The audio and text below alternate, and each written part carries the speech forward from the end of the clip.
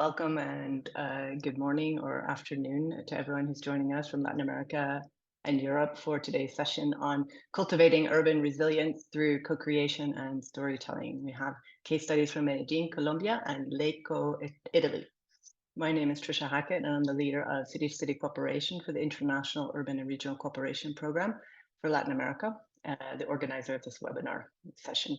For those of you who may not know, the IURC is a European Union-funded initiative that promotes the exchange of best practices in urban development and regional innovation in 24 cities and 20 regions in Europe and Latin America. The global IURC program includes more than 160 cities and regions from across the world. I'll just do a little bit of housekeeping to get started. So we'd love to know where you're joining from. I'm in Medellín, actually just outside Medellín at the moment in Colombia, and who you are, so we know who's in the audience. So please write in the chat box your name, maybe your area of work, and where you're joining us from. Although the webinar has simultaneous translation in Spanish and Portuguese, so you can choose your preferred language at the bottom of the screen. The webinar will be in English. And also just please keep in mind to write your questions in the Q&A section after the presentations. We'll have some time for Q&A and discussion in the bottom of the screen. And also any reflections that you have, you're welcome to write in the chat box. So let's dive in. The topic today is how we can harness the power of storytelling and creativity and co-creation to make our cities more sustainable, resilient, vibrant, safer, inclusive, enjoyable, greener. And I would add to that list something else, which is cooler. After the summer and early autumn heat waves that we've just had, that's also an important, has become a very important priority for many cities, particularly in Europe, but also in Latin America. I'm delighted to introduce our two distinguished panelists for this session. Our first presenter will be Catalina Ortiz. Catalina is an associate professor at the Development Planning Unit at the University College London, UCL. From Colombia, she's an architect and urbanist and an educator passionate about spatial justice with a PhD in urban planning and policy from the University of Illinois at Chicago as a Fulbright scholar. Our second presenter and panelist is Angelina Colucci, an adjunct professor and a postdoc fellow at Politecnico di Milan. She's an architect and PhD in urban, territorial, and environmental planning.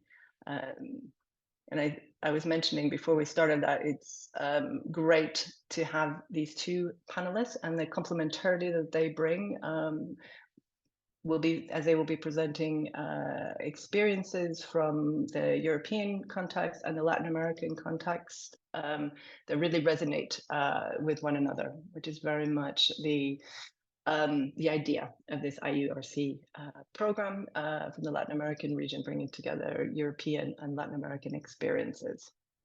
And I'd like to mention that I had the pleasure to work with Angela in the city of Milan and the Politecnico di Milano, and they're aligned partners in their cooperation with Sao Paulo, Brazil, focusing on regeneration of industrial heritage and brownfield areas considered as catalysts for social and environmental transformation and the creation of livable and green neighborhoods. When preparing this session, I read a quote that really set the tone for me, and it's from our own Catalina Ortiz. We all carry an imperative to imagining collectively more just cities and to engaging more meaningfully with multiple urban actors and their different sensibilities through their stories. Storytelling helps to foster empathy, to understand the meaning of complex experiences, and most importantly, to inspire action. And that's from an article on Cultivating Urban Storytellers, and we'll share the link to that. So maybe it's a little weird to quote from a panelist that we have, but I really liked it, and I really felt it set the tone when I was preparing for this webinar. So without further ado, I'm going to turn over the floor to Catalina. Welcome, Catalina. We're so glad you're here with us today. Thank you so much, Trisha, for the invitation, and I'm very glad to be here. So I have the challenging task of speaking about my approaches to co-production and co-creation, but also sharing a bit the passion about the storytelling and why I ended up working around that. If I'm a planner, as you mentioned, and I've been working around research in Medellín for the most part. And the fact that Medellín became kind of a very well-known story of success is also what inspired me to be connecting these different aspects. So today I'm going to be expanding a bit of in the article that Tricia suggested, and perhaps something that is crucial for engaging with storytelling, as you rightly pointed out, is that stories are pivotal in the circulation of urban knowledges. And I think it's crucial for the ones that are interested in pursuing spatial justice, not to disregard the aspect of the more qualitative and the more symbolic aspect that storytelling can enhance and connect. But it's also important because it allows us to bridge the ecologies of knowledges. And here, when I'm referring to the ecologies of knowledges, I'm thinking in the myriad set of knowledges that go beyond the so-called experts and that oftentimes get disregarded when we are thinking about city making. And that's why I think this quote from Leonie Sandercock is very important for the work we do. The way we narrate the city becomes constitutive of urban reality, as it informs the choices we make and the ways we might act on it. So I think sometimes we underestimate the power of stories and the own stories that we tell and how we are based on them to actually imagine the future. As you said, storytelling helps us to foster empathy, to understand the complex meaning of experiences, to rightly put at the center the human experience and the interdependence with the ecosystem that makes our life possible. But also the ability to inspire action is absolutely important to address the challenges of urbanization that cannot be addressed by single actors of organization, but that require the collective intelligence of all and joint forces. But when I refer to cognitive justice, I'm referring to this idea that defines that in order to frame, we need to engage with the right of different knowledges to coexist, as long as these knowledges sustain the livelihoods, and the life chances of people. And I think this is very important because in the moment that we are facing this planetary crisis, if you will, understanding and putting life at the center make us recalibrate all the assumptions that oftentimes we bring into planning practices. So for doing that and expanding a bit that process, my presentation will have two parts. One, in a way, will be focusing, as promised, in terms of understanding the experience of Medellín, in terms of how the framing of this success story has been structured. And then a critique somehow of that, and in a way connecting with my own practice about how I've been using methodologies and testing different methodologies to bring co-creation through storytelling in a particular neighborhood in Medellín. So as you know, or most of you have heard, when we're talking about Medellín, we are talking about a story of despair that has been turned into a story of hope. And for many of you, and every time that I engage with anyone, always what comes to mind are issues or stories of violence, of murder, of drugs, of narcos.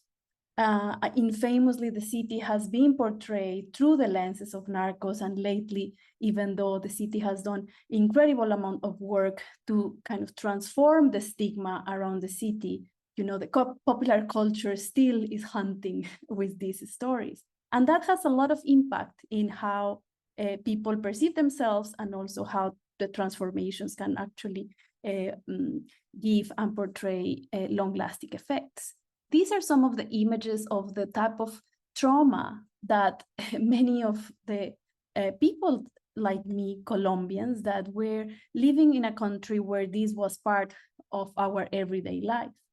And of course, the narrative that has been portrayed of the transformation of the city of Medellín is trying to associate and connect how the red line that signifies or shows the homicide rates have kind of dramatically decreased and is associated in a way with the different type of interventions by the state in terms of providing different sets of infrastructures.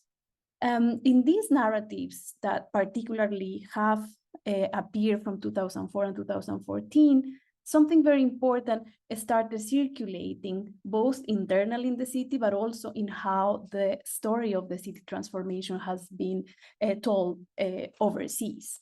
And something like one of the premises that the mayor Sergio Fajardo said, that the premise of the social urbanism, which is the strategy used to transform the city in this period, says that it was needed the most beautiful for the most humble.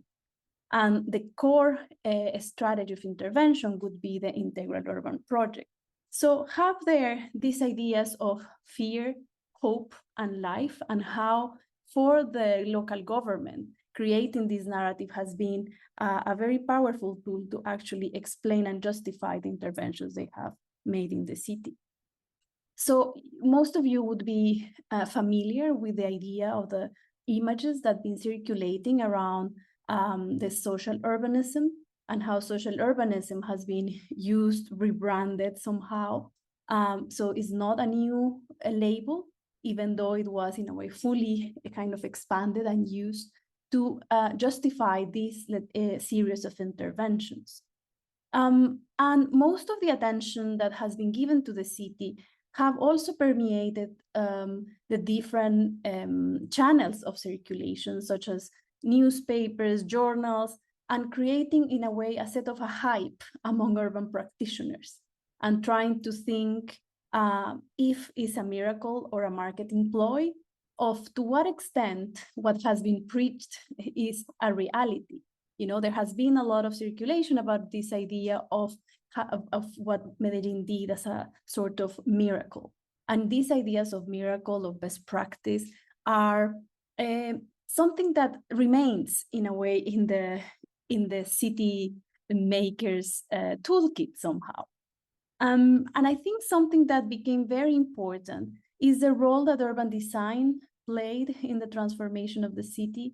And so many practitioners were very seduced by the high quality design in their public spaces, but also in the public buildings, and the generation of, let's say, a locally grown aesthetics, putting in value most of the local designers, which is not very usual in many cases when there's these flagship projects where there's always, let's say, an imported name. But here I think something that is very special is also cultivating this new generation of designers and trying to kind of bolster their work.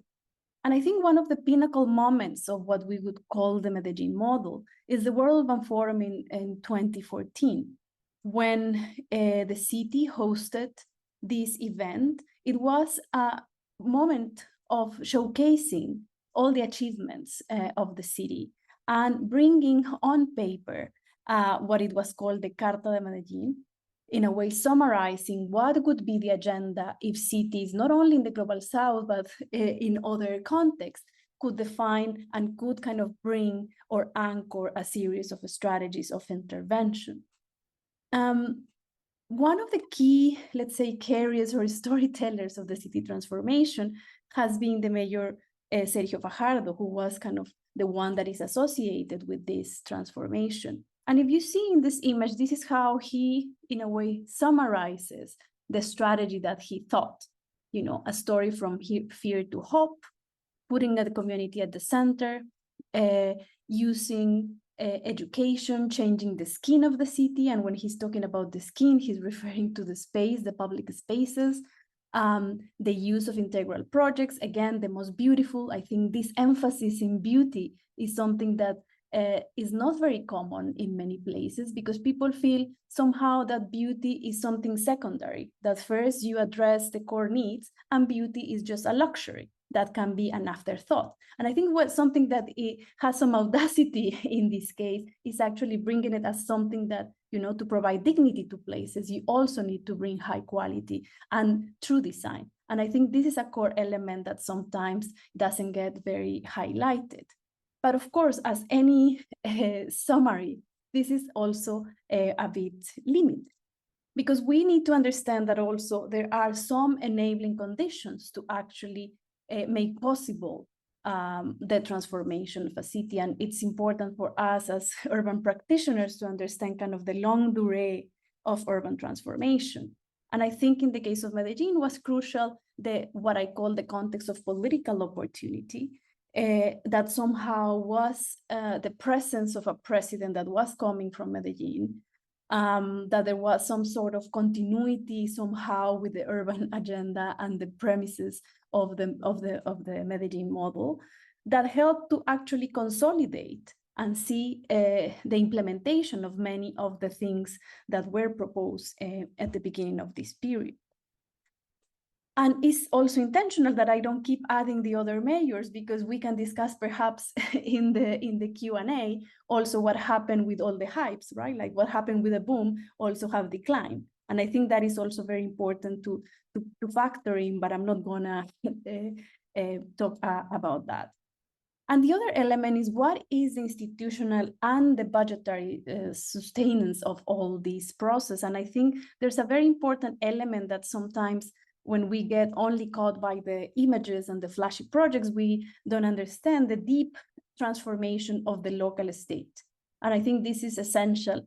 And what I've been calling this transformation, let's say, an entrepreneurial institutional shift, where the EPM, the local public utility enterprise, contrary to many cities in the global south, stopped privatizing its own company utilities and became kind of the stronghold for having a particular set of a local budget to be spent discretionary by the city. And I think this, the robustness of this enterprise has, for the long extent, be able to actually pay for many of the interventions that most of the municipalities wouldn't have enough financial capacity to do it.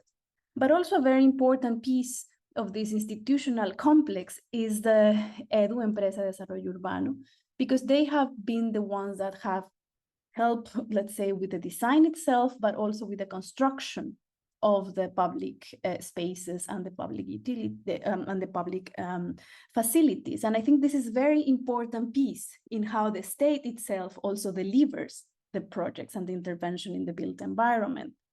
But we cannot underestimate either the whole aspect of the role that has played the metro, the installed capacity of the mobility company, but also how there has been a big work in terms of working with international cooperation and trying to shift the narrative about the city, trying to attract many experts and journalists to actually start, in a way, spreading the good news about the city. And I think this change in terms of stigmatization of the city is also a very important part, let's say, in the symbolic aspect of transforming the city itself.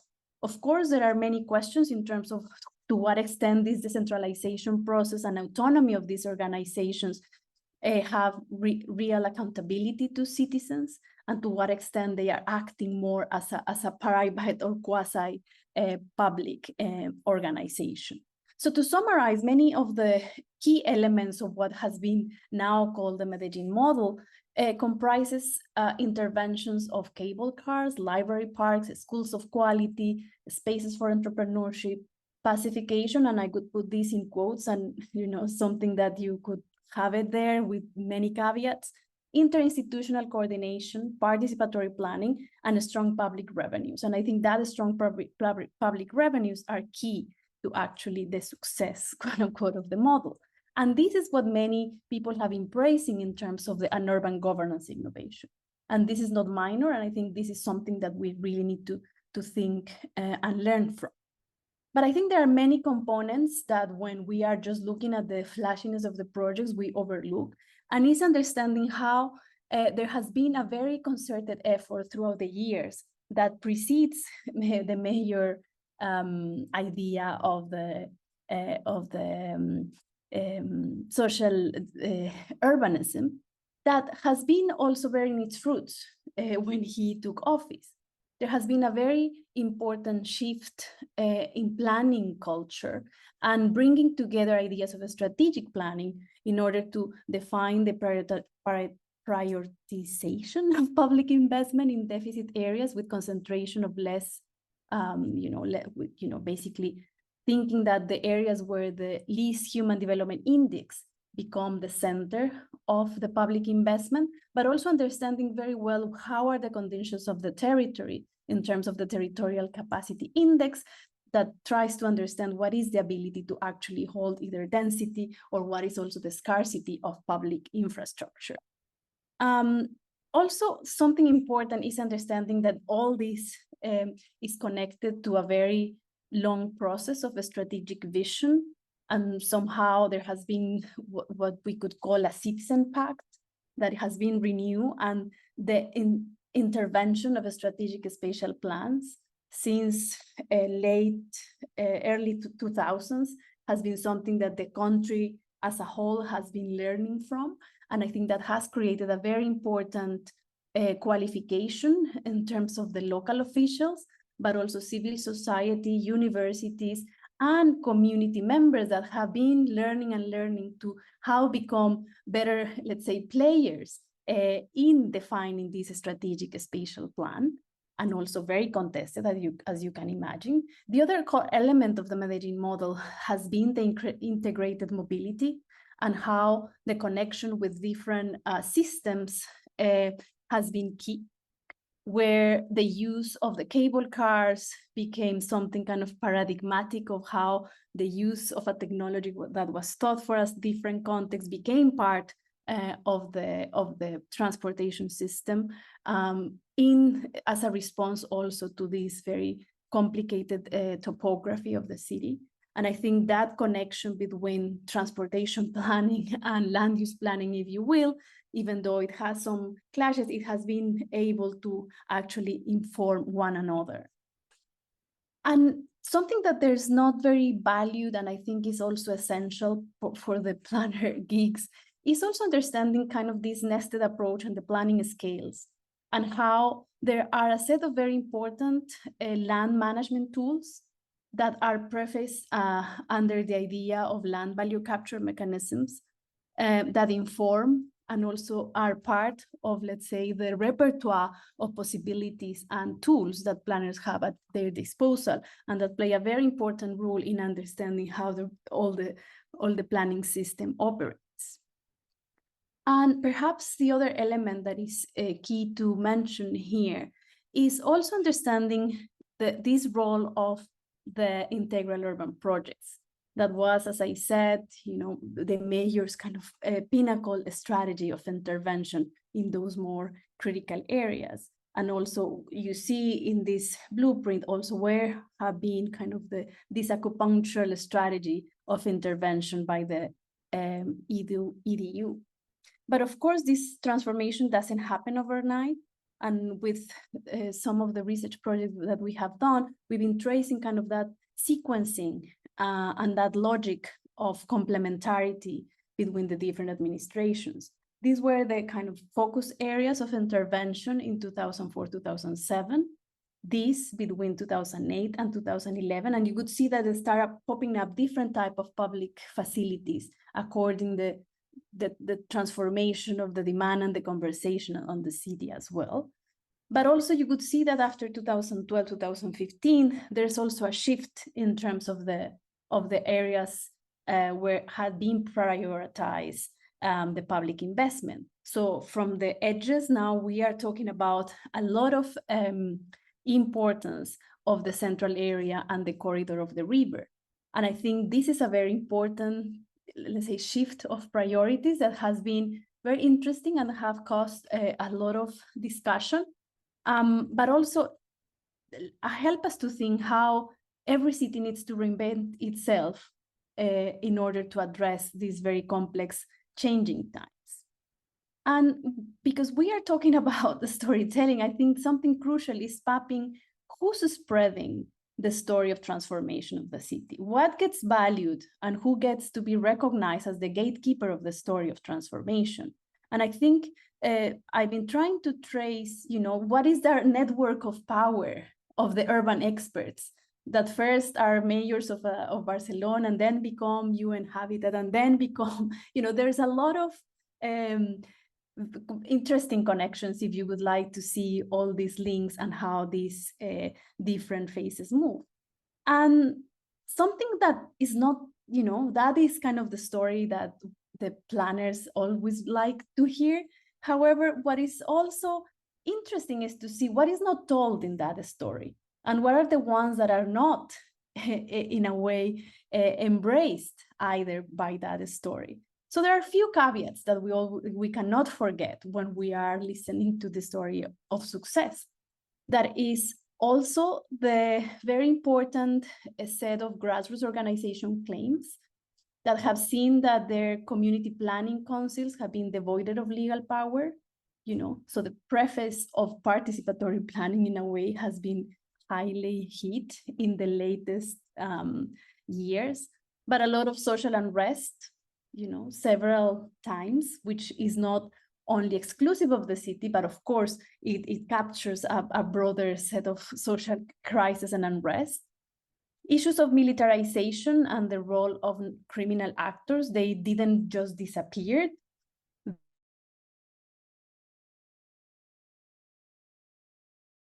They are, not overlooked. And I think those are some of the elements that is important also to understand what are the stories hiding somehow. So somehow the process and the exploration that I've been doing is trying to reframe these processes.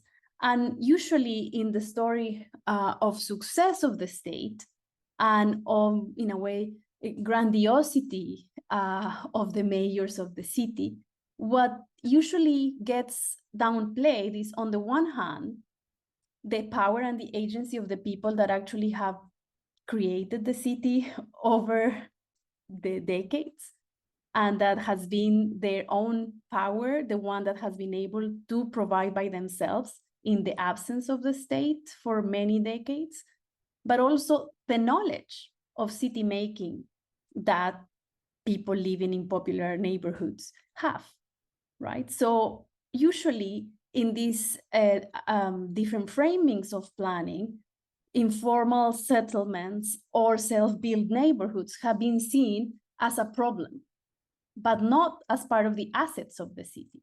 So somehow one of the departing premises of the work that we've been doing is trying to understand or reframe. What if we understand informal neighborhoods as the living heritage of the city, right? And what if we depart from a different premise in order to reimagine kind of the usual recipes for intervention? So we've been doing several different projects with this idea of testing strategies of co-creation, but particularly using this idea that we are all urban storytellers, regardless the space you occupy in the constellation of power. So here, for instance, in the Convite project, we brought together from the director of UN Habitat for Latin America to the lady that leads the community kitchen in one of the most deprived neighborhoods, all together, right? And all in between from representatives of all these organizations. Bringing the idea that we are all urban storytellers is a way of saying, we are the ones that are making the city, and therefore we need to be able to talk and create a common story. So part of the things that we did in this process was developing a set of many things, but one of them was developing a pedagogical tool and trying to think of how to use storytelling for urban learning. How can we learn across actors?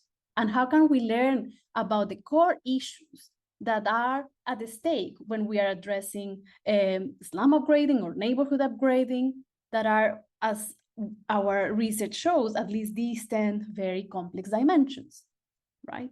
But I'm not going to be detailing about these dimensions, but more in terms of how we learn to and created together, basically, this tool in order to understand how stories and how we can work together with very different actors by bonding, by learning how to create the stories of the self or a story of the us, or creating, stories of now, or how to call to action.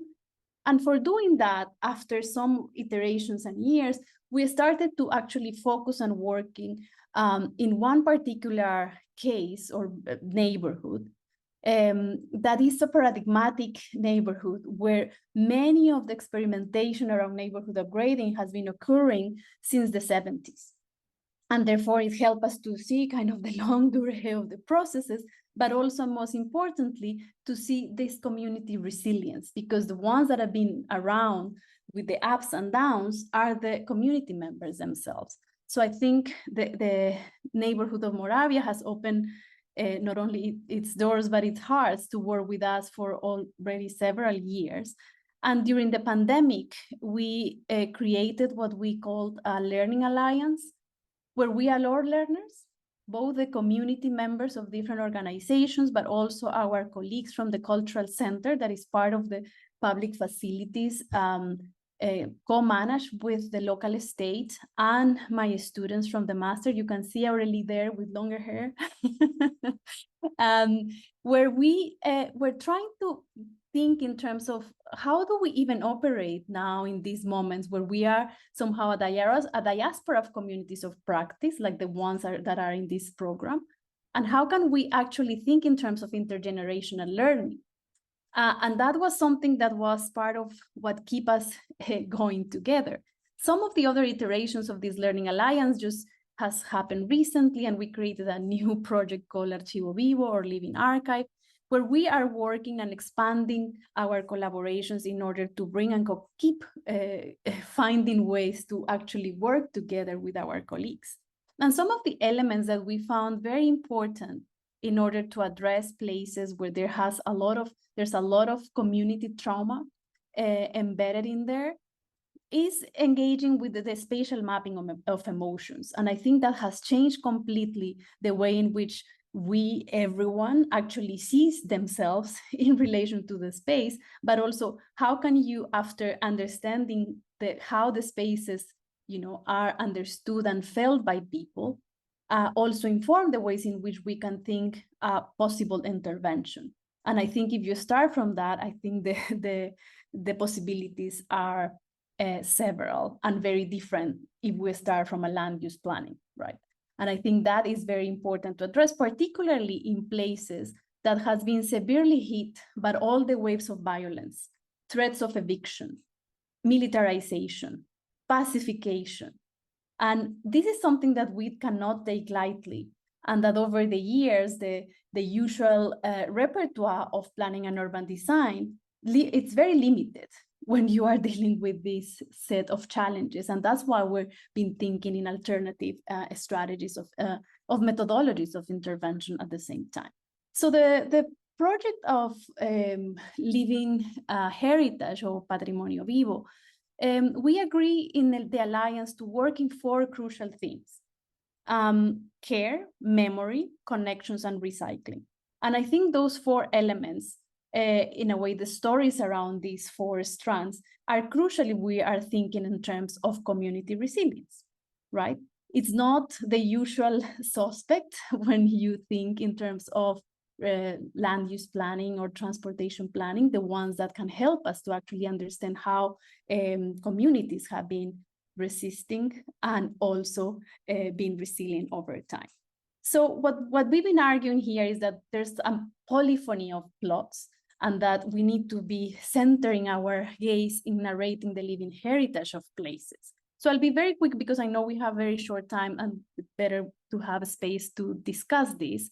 We were tracing the stories of care and intergenerational responsibility. I think this, after the pandemic, there's no question that care needs to be at the center, and that we are ill-equipped to actually trace and understand what are the territorial circuits of care. And that's why we are kind of honing into that, because care is this connection between affection, ethics, labor that challenge many of the patriarchal assumptions that we have in terms of the planning education. We try to analyze how care expresses in a space in terms of the care of public spaces, but also the intimate care in the consolidation of housing, but also putting at the center the female leadership and communal care. Because what was very clear to us is that it's the women that have been kind of responsible to support life in these neighborhoods, and that have been the main victims of displacement and violence at the same time. In this process, then we quickly kind of try to do an inventory of the care practices, trying to understand where these practices occur, and therefore, how can we think differently the strategies of intervention, but also what are the type of needs and aspiration of taking care of the carers. There was something very crucial that keep popping up with our partners, is that all these ladies have been working with us that are already in senior moments. Now, how can the city and the neighborhood give them back after caring for all the collectivity? And, you know, thinking in ideas of La Casa del Cuidado was one of them. Now, this was prior to the system of care of Bogota. So this kind of resembles a lot that strategy of intervention in terms of care. The stories of solidarity and mobilization. For us, communication and how people get together and mobilize sometimes is something that, you know, we put it in the margin, is not of our business, but I think is central to understand how people get together and how people get organized. And what are the core even mottos and ideas that people mobilize? What are the core messages that are keeping popping up in the processes in order to define what are the possibilities of connection, of bridging, and creating kind of collective stories? In here, the groups identified where were the key areas in the neighborhood that were used for actual mobilization for different purposes. And therefore, something that came up as well is that we need to create even a reparative glossary. There's a lot of violence, even epistemic violence, with the type of technical terms that are used in processes of planning that exclude rather than include, that stigmatize rather than inviting to have conversations. And working in this aspect was something completely new to me, right? That goes beyond the morphology of the neighborhood, but it becomes essential if we want people to actually sit together and plan and overcome the conflicts and the mistrust that is something very difficult to overcome. The other element are the stories of memories and migration. And I think sometimes as planners, we're always obsessed with the future thinking. But if we are not really engaging in understanding the stories and the memories of people, there's not, or the memory of places and institutions themselves, it's very difficult to actually move and project the future, particularly in places where there has been a very complex context in terms of economic displacements, forced displacement, political displacement. And if you don't acknowledge those stories, then you are not really understanding the multiplicity of conditions of the inhabitants of the city. So we try to trace some of the migrant stories, making kind of emphasis also in what has been the trajectories and all the cultural richness that precisely those movements and those trajectories bring. And issues about food always come up as the main strategy of bringing people together. And also bringing these ideas of memories of foodcapes was one of the catalyst ideas of actually working together through memory and trying to connect through food also ideas of cultural diversity, social innovation, and how can we also factor in any type of spaces of dialogue the idea of exilic and what we call exilic and diasporic memories, because of the complex consolidation of the population there. And lastly, I think something that is very crucial in the neighborhoods that we work with are the stories of livelihoods and circuits of things. If you are not talking about the livelihood of people, then it's very likely that people is not interested, because then it's in context of some scarcity. If you are not tapping this issue, you are kind of missing a very big part of the story.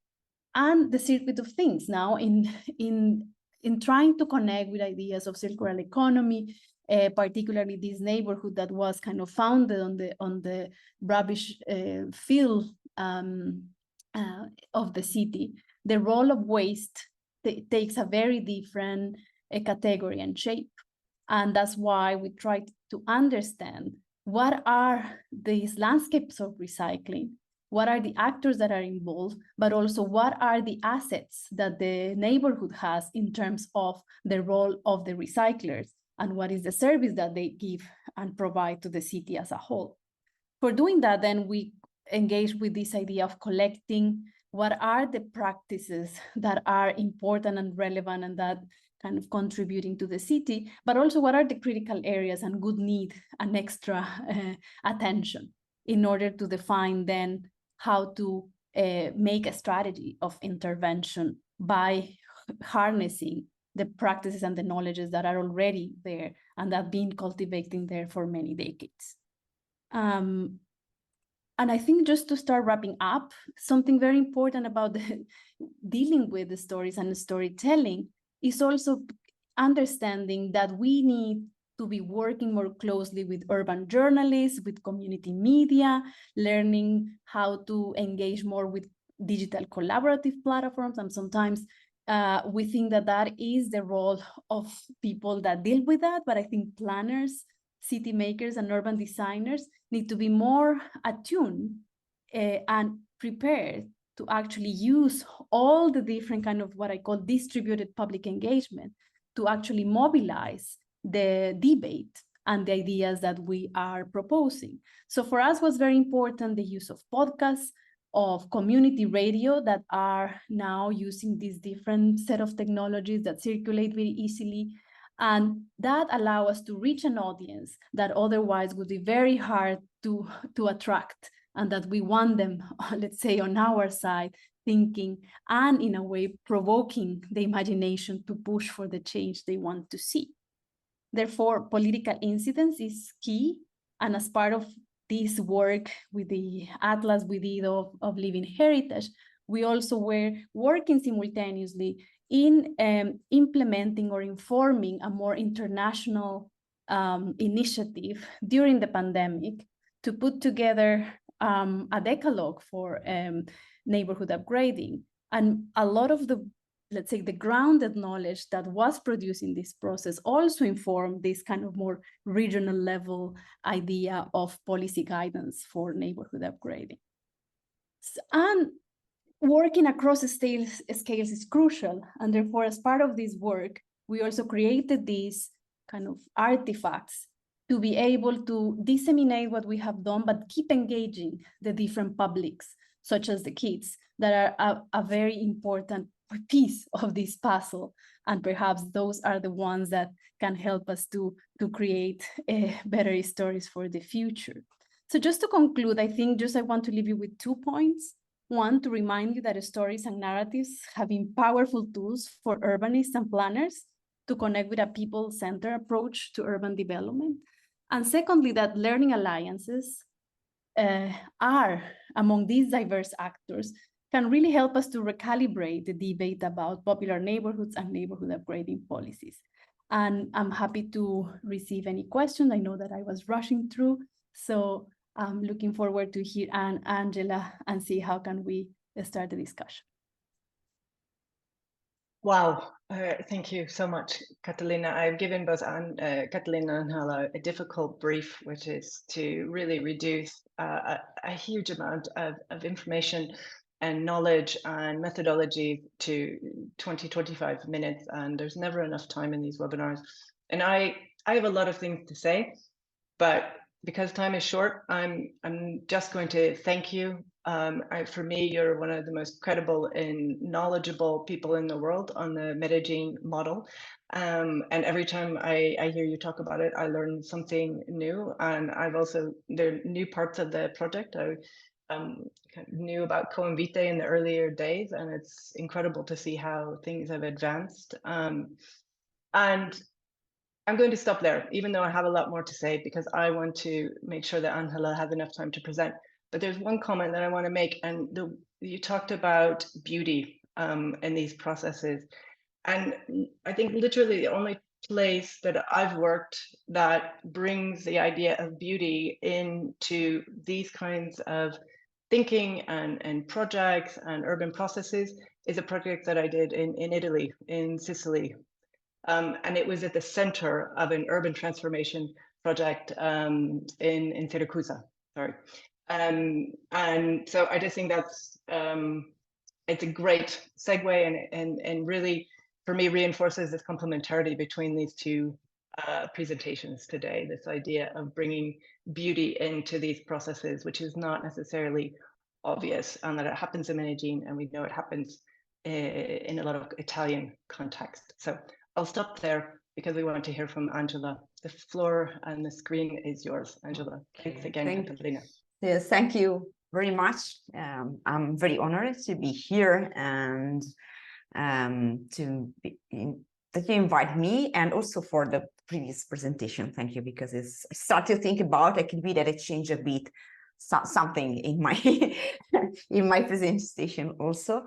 Very stimulating. So I'm very excited because I'm presenting today work in progress project. So I'm not really the conclusion or really I'm a bit confused in the final points, because it's still working, this project.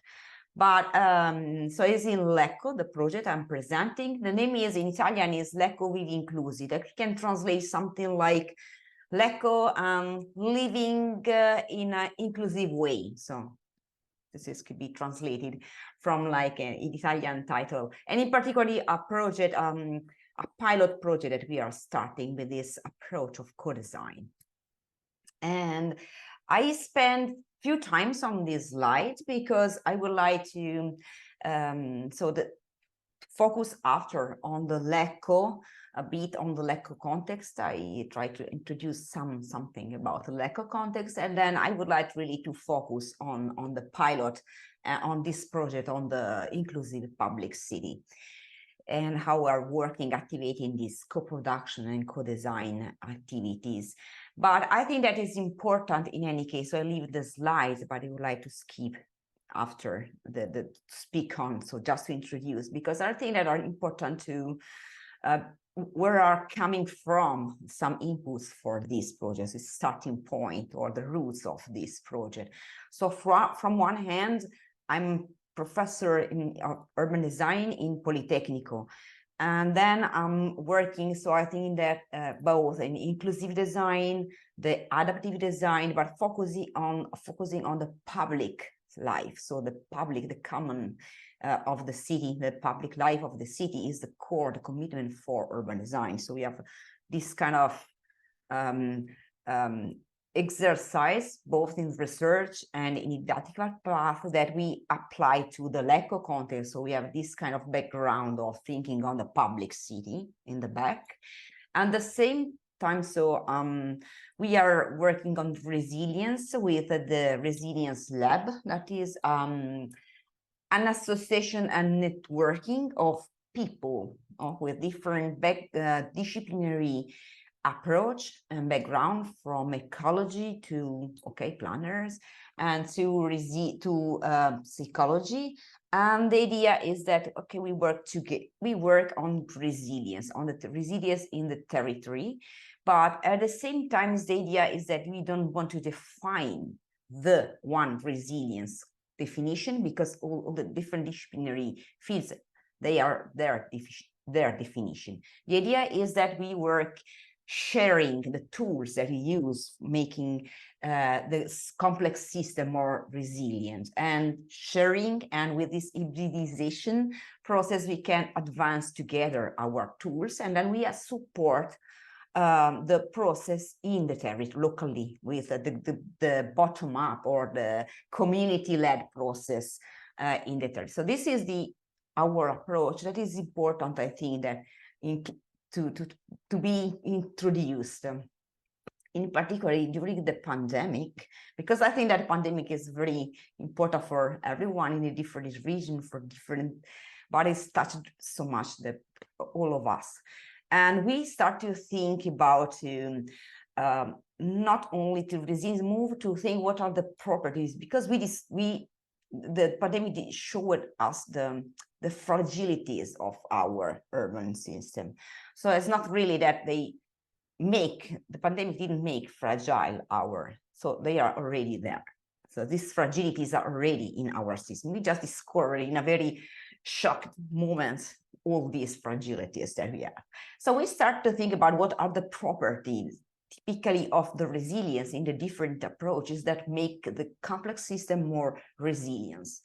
And then we start to think about this creative diversity and redundancy property, because it's shared in between the ecology and psychology and the sociology. So it's very property that is very recognized and used in different approaches.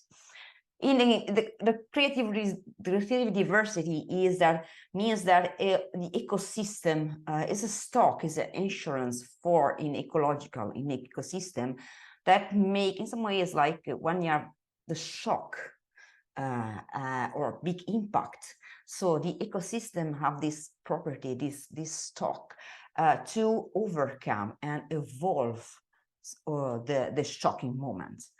And the creative diversity is based on the interspecies diversity, so the genetic diversity, all the diversity inside the species. Everyone must be different, and this is an incredible research for evolution and for crisis. And then the diversity in species, so the biodiversity is the most common. The relevance of the biodiversity, but also the redundancy, so the functional diversity. That means that inside the ecosystem, different components perform similar function, so cover different functions, but partially overlay. If a shock in some way impact on one component, the other can reorganize themselves, maintaining the system, the functionality, the main functionality of this system. So for this reason, the creative diversity is very important also in psychology, but in ecology, because it's like a very important property to make for not only for the to respond to the stress or the shock, but for adapt, but also for the evolution, to think to different future scenario.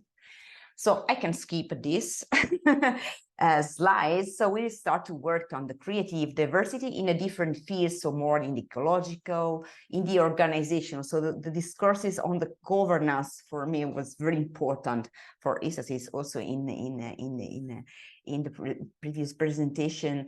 And then we start to think also on apply and what is the meaning of this diversity in the social components of urban system and in the community, what could be the diversity in the community. And this is very important because in our perspective, in our approach, so it means that we everyone is a resource, and everyone we need to enable everyone to be committed in the process in their citizenship, to be part of the process, both in the function of the city, in living in the city, but at the same time I have to say, imagining the future. So be part of this process of also to define and to imagine better scenarios, more quality place of life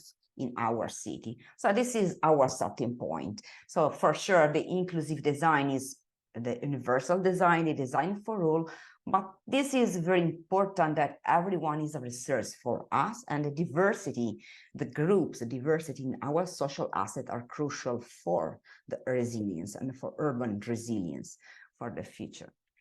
Also to address the challenges that we have in the different urban context. And then I start with the Lecco. So we start with this project because this is an agreement in between the municipality of Lecco and Polytechnic of Milano and the Lecco campus of Polytechnic of Milano. And the idea is that to start this process is not really a project. We cannot define this as a project. And then we have a strategic level to define with the engaging different stakeholders, strategic envision or strategic asset priorities to make this city more inclusive. So what are the policy, the strategic ideas, the priority to work on the inclusivity of the Lecco context.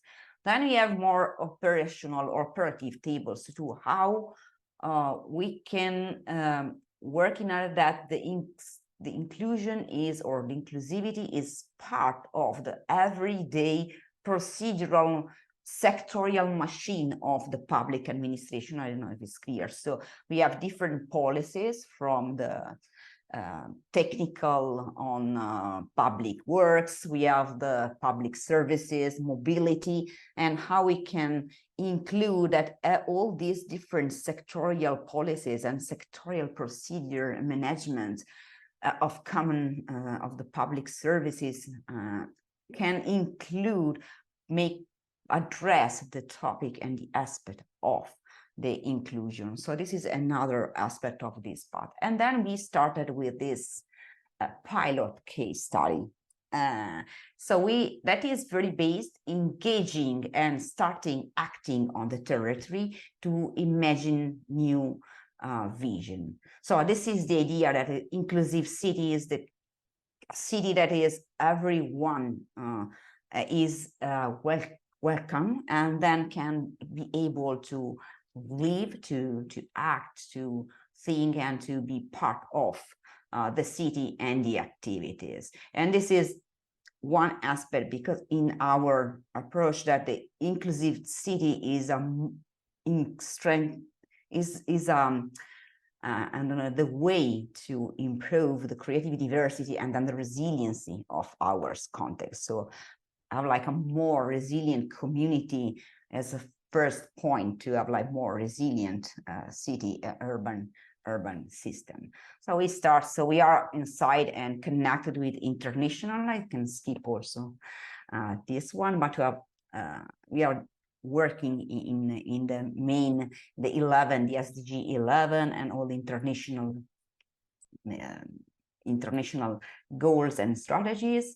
And we also try to open this path, both engaging different paths, different way, different tools to understand the context, understand this city. If this city, the Lecco city, the context is inclusive or not, but are the perception, and use different tools, different epistemology that are not our in terms of technical planning, as also already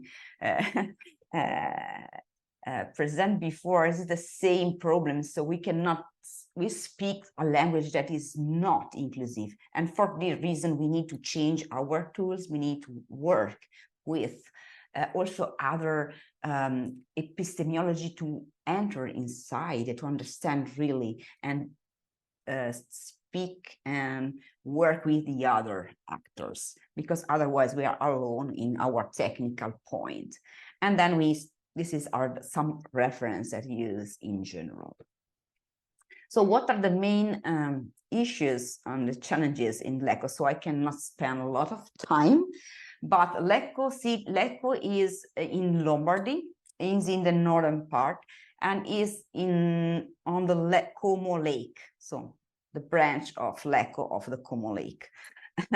And as you can see in the aerial 3D photo, one aspect that is morphological context.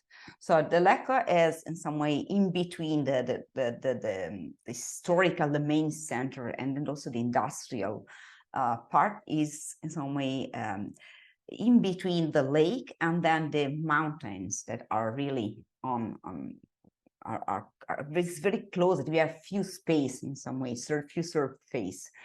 And for this is a very dense city, also comparing it to other in Lombardy or in the Padania urbanization. And this is very dense, very complex. At the same time, there are some along these rivers that are coming from the mountain to the lake. There is some historical, so we have different historical neighborhoods that now are neighborhoods, but in the past they are traditionally where municipality have a very strong identity. Well, there is real, so it's dense for some aspect, but fragmented inside in their organization in this city. And for sure, there are some issues related. So we are a lot of, okay, we mapped the services, we mapped the ranking. So there is not in some way, to say the lack or missing point, but there are some factors that make this the public city very in some way as critical.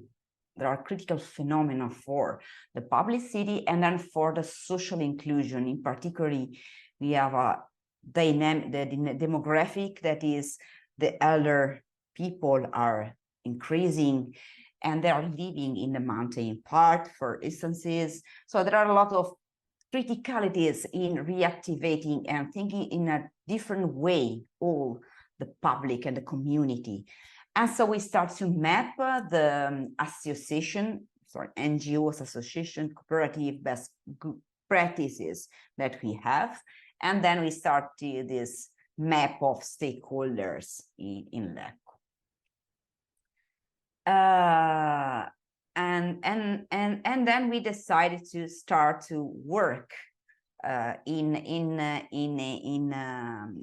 along this pilot. So on this topic of the inclusive public city.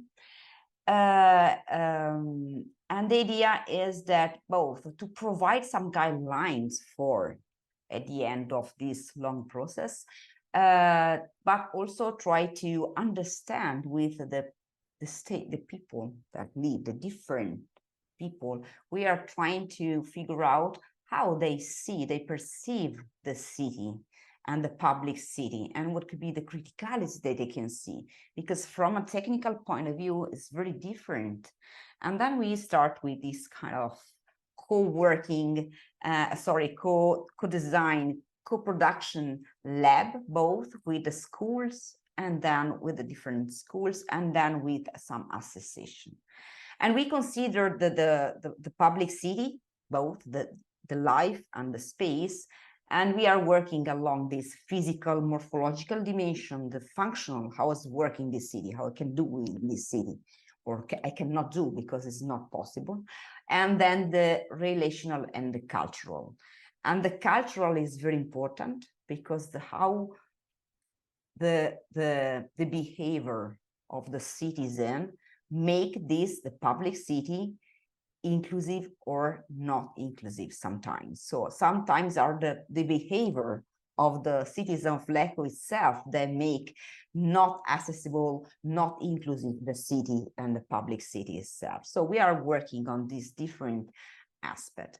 So this is we select this axis, that is a street, the name is Gislanzoni, start from on the right from the campus of Politecnico, and is this along this street that passes through the center, historical center of Lecco, and arrive to another very important point, that is the public library, because the municipality is a big project for improving and changing, improving the library in terms of a cultural node for also in terms of making this not only a cultural node, but for a cultural node for everyone. So this is two very important nodes. And along these streets, there is a huge concentration of schools, from kindergartens to the high school. So it's very interesting. And there are a lot of association and different social experimentation and some experimentation of autonomous life. In terms, there are some flats that are where the people with disabilities can live in relative autonomy way. So there are some rooms, some flats, and so some association are managing this, coordinating the activities, but in some way they can live alone, so in an autonomous way. So there are some experimentation of this innovation in the service, in the approach to the disabilities. So not to only take care but how we can learn this person, recognizing their abilities and make them autonomous. So, but we need to change our city to support this innovation of the social approach, the social services approach. So we started with this in this moment. So we start to both working on the networking. From one hand, we are starting this dialogue with all the schools along the streets to activate some labs and some experimentation with the different schools. And then from the other hand, we start to engage and work with the association. I'm looking at the timing that I have at disposal. And then we start some experimentation. So the first one, because one aspect of this process, our idea is that, okay, we provide also guidelines to the municipality that could be transferred in a different part of the city. But we need also to activate this process, this cultural, the process of the cultural advancement on this topic. And then we start with this initiative that we, along not really the street, and we explain why. With this project that is born to be wild, they have this cyclable, this special bicycle, and then together with the different association and our students, and then the association of the bikers, I don't know how to translate the local one. So we organize this this tour of the Lecco, and one aspect that we start not only, so we explore this street. First of all, we are not able to cross our pilot street because it's not possible, and we discovered this. We have to have like a long tour to reach the 2 points, but okay. And so we start to explore also some barriers, some difficulties in improving the use of space by bikes and then by slow mobility, because one of the great problem in Lecco, that is the public space is mostly kingdom of cars. So I don't know how to say in another way. So the cars are everywhere, and they occupy almost all the public spaces. So this is a great problem because it's both physical, so you are physically occupied the space, but at the same time the behavior of the citizens must be changed because they are using cars everywhere. So we start to occupy and make also some works around.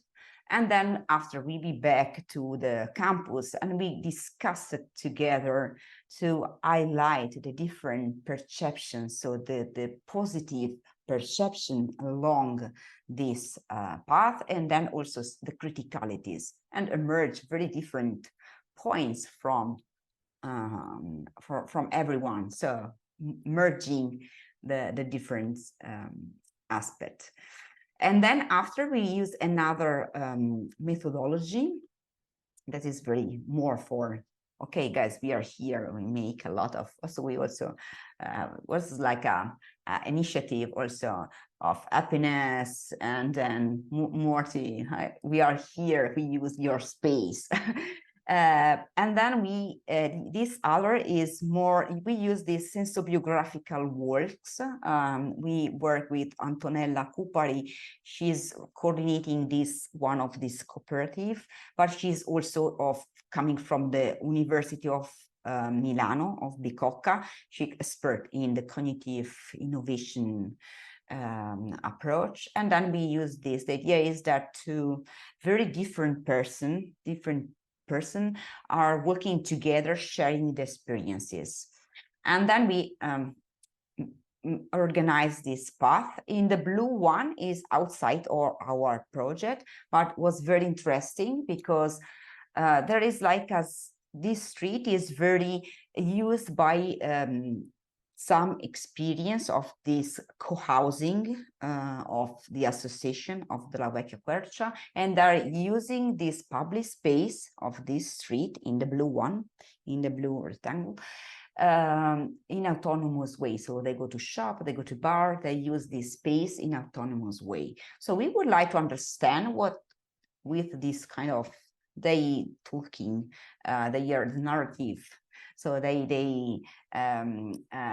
say the story of how they use this space, what are the space that they are using. So in this way, in this part, they are more, we try to understand what are some aspects that make this part of the city more inclusive, more hosting the public life, the relationship in between people. And then in the other two, the red one and in the green one is more working and then sharing some ideas and perception on the public city, the quality and the feeling of the public city. So we have two different approaches. So after we mapped we are still working on the graphical, sorry, but we mapped the area that we covered with this sensobiographical works. But for some aspects, it's very important too, because we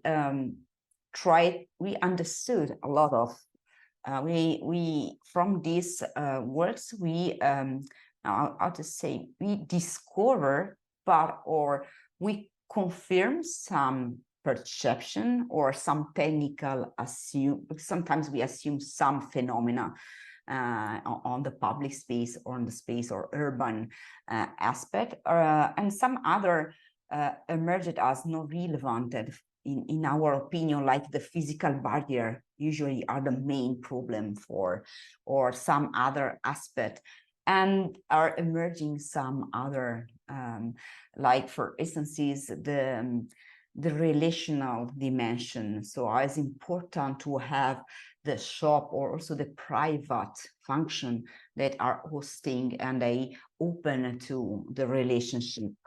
And they can also slow time in some activities. They permit to take time also with the chats and so on. So we start to understand what are some characteristics that make the public city more inclusive and more beauty for us, for everyone, not only for the people. So we start to organize. And then we also discover that each of this person, I know to say, for instance, is some way to understand, to read, to live the public city is not depending from the disability or ability, but is very depending to the personal approach too.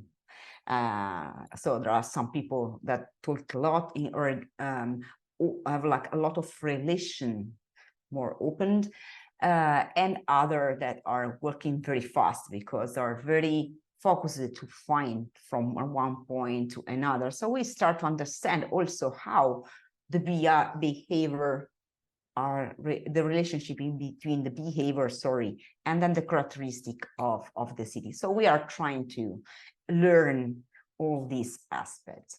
So this is we are starting to identify some commonalities and we are collecting all these inputs. And then we are in the next in the next steps. So we are organizing other rounds of this kind of co-production with other associations. And then we are starting to working with the schools, in particular the kindergartens, and then all the schools around, approaching in this, working both in exploration and in imagination. I stop here. Wow. Thank you so much, Angela. No need to apologize. It's always a tough balance because we would like to have so much more time, but we know that people don't necessarily have that amount of time to be here. But just before we wrap up, I mean, that was a wonderful presentation and a great compliment, and thank you for bringing the kind of golden thread of beauty in amongst all the amazing other concepts and important concepts that you presented. I just wanted to invite Aurélie, who knows both of these projects, to make a reflection or a question just as we wrap up. We don't hear you. I don't hear you, Aurélie. It says the mute is off, but oh no. We've had a technical difficulty. Aurélie, it's worked before, but for some reason it doesn't. She's going to try. No. We could try to lip read, but well, no, sorry, Aurélie. Well, I'm sure Aurélie would have had a very interesting reflection,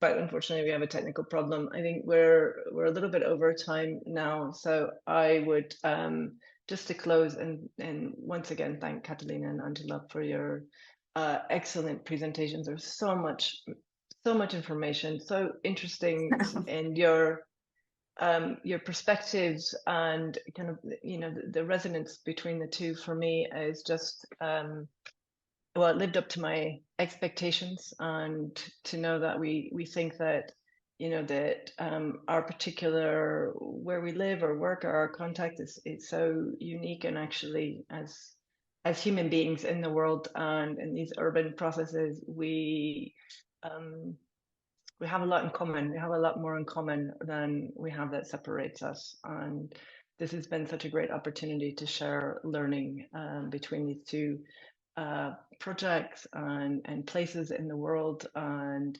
of course, Medellín is part of the wider family of the IURC as a participant from the first phase as well. In Milan, has been so active in both phases of the program and such an important partner. So thank you both to the audience.